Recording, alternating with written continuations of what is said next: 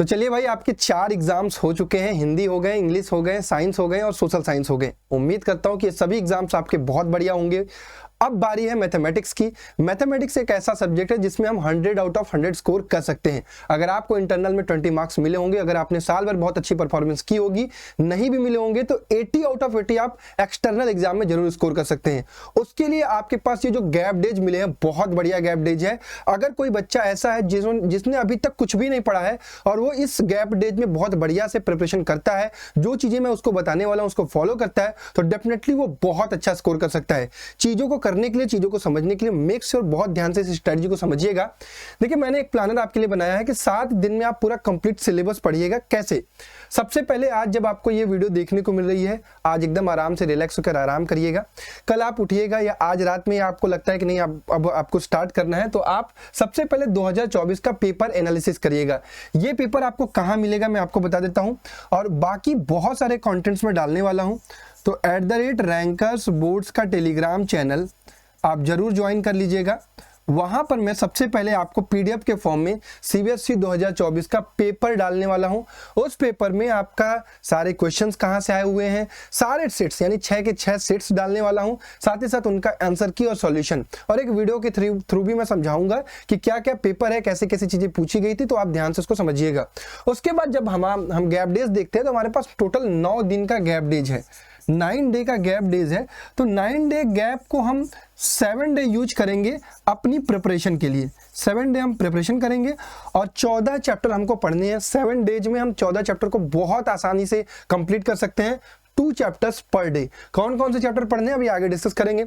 Last के 2 दिन में हम क्या करेंगे, रिवीजन थ्रू शॉर्ट नोट्स और सैंपल पेपर अटेम्प्ट करेंगे, ताकि हमारा पूरा का पूरा पेपर कैसे हमें अटेम्प्ट करना है, क्या गलतियां हो रही है, सब कुछ हमारे एग्जाम्स के पहले क्लियर हो जाए। अब ये सारी चीजें आपको करनी कहां से है, ये मैंने एक तरीका बताया है कि आपको डे 1 पर क्या करना है। डे 1 पर आपको trigo plus application of trigonometry complete करनी है। देखिए, बहुत सारे बच्चों को ट्रिगो टफ लगती है, तो आप जब स्टार्ट कर रहे हो तो आप मैथमेटिक्स को लेकर आप थोड़े सीरियस होगे, क्योंकि आखिरी 7 दिन 8 दिन हमें आपको प्रिपरेशन करनी है।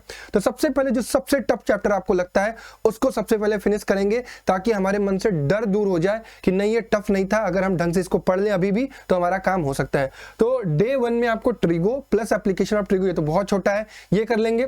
फिर डे 2 में हम करेंगे ट्रायंगल प्लस सर्कल ना, ज्योमेट्री का 2 चैप्टर निपटा लेंगे। फिर डे 3 में हम करेंगे area related to the circle और सरफेस एरिया एंड वॉल्यूम। तो यहां पर हमारे 6 बड़े बड़े चैप्टर जो हाई स्कोरिंग चैप्टर है वो कंप्लीट हो जाएंगे 3 दिन के अंदर। फिर डे 4 पर आसान chapter real number plus coordinate geometry.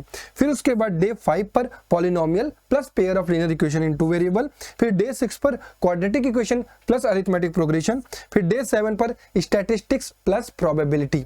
ये सारा का सारा काम आपको इस शेड्यूल से अगर आप फॉलो करते हैं तो डेफिनेटली आपको बहुत बढ़िया टाइम भी मिल रहा है और आपका सिलेबस भी अच्छे से कंप्लीट होगा। अब सिलेबस कंप्लीट कैसे करना है, वन शॉट थ्रू सफलता 3.2 मैंने एक ऑलरेडी प्लेलिस्ट बना रखी है, उसमें बहुत बढ़िया से वीडियोस रिकॉर्ड करके रखी है।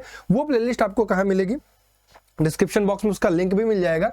ये है सफलता 3.2। आप हमारी वीडियोस जहां देख रहे हैं, प्रोफाइल ओपन करिएगा, फिर प्लेलिस्ट सेक्शन में जाइएगा। सफलता 3.2 से एक मैथ का आपको प्लेलिस्ट मिलेगा, जिसमें आपको कोऑर्डिनेट ज्योमेट्री हो गया, real number, probability, polynomial, linear equation, quadratic, AP, area related circle, surface area, statistics, triangle, circle, trigonometry और एप्लीकेशन ऑफ ट्रिग्नोमेट्री, आपको सब कुछ मिल जाएगा। और ये सिर्फ वीडियो नहीं है, इसमें आपको पूरा का पूरा चैप्टर पढ़ाया गया है, फिर एमसीक्यूज लगवाए गए हैं, फिर 3 मार्क्स 5 मार्क्स के क्वेश्चन, फिर केस बेस्ड क्वेश्चन, यानी एक वीडियो आपको कंप्लीट प्रिपरेशन करा रहा है। तो मेक श्योर जब आपको जो चैप्टर में आपका शेड्यूल जिस दिन रहेगा उस चैप्टर को आप यहां से पहले पढ़िएगा। फिर उसके बाद क्या करेंगे भैया, आइए समझते हैं। सफलता 3.2 का 1.5 घंटे 2 घंटे का लेक्चर देख लिया, आपको चैप्टर समझ में आ गया। अब चैप्टर समझने से मैथमेटिक्स कभी नहीं आएगी, आपको खुद से सवाल लगाना पड़ेगा। खुद से सवाल लगाने का पहला स्टेप है कि आप एनसीईआरटी के सारे इंपॉर्टेंट क्वेश्चन, मैं आपको बता भी दूंगा वीडियो के थ्रू, शॉर्ट्स के थ्रू, कि कौन कौन से क्वेश्चन आपके लिए मोस्ट इंपॉर्टेंट है, और टेलीग्राम में भी डाल दूंगा, तो उन क्वेश्चंस को जरूर प्रिपेयर कर लीजिएगा। आरएस या आरडी के भी कुछ इंपॉर्टेंट क्वेश्चंस होते हैं, हालांकि आप इनको करना चाहें तो बिल्कुल कर सकते हैं। जो बच्चे एम कर रहे हैं मुझे फुल आउट ऑफ फुल लाना है, तो कुछ ऐसे स्टार मार्क्स क्वेश्चन होते हैं जिनको जरूर अटेम्प्ट कर लेना चाहिए, वो मैं आपको प्रोवाइड कर दूंगा।